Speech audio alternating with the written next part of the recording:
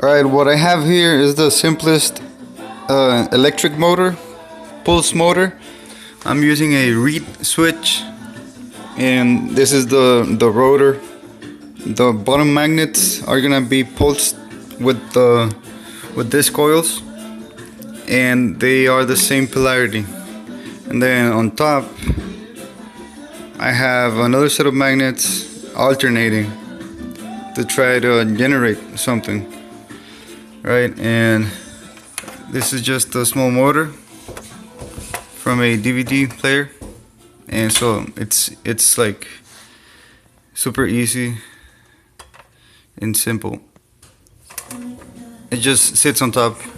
Alright, so there's the reed switch is connected to 12 volts, and then connected to the coils.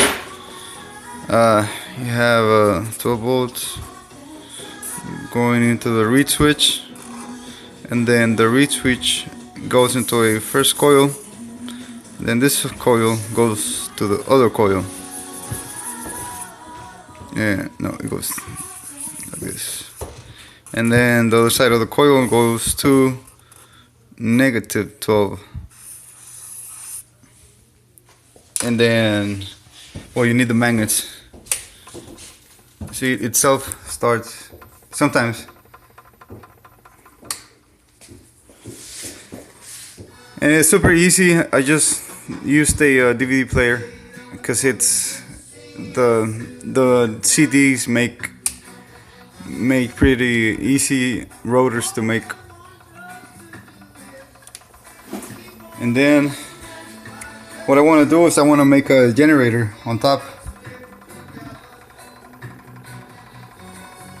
So with this small little coil, I barely get anything.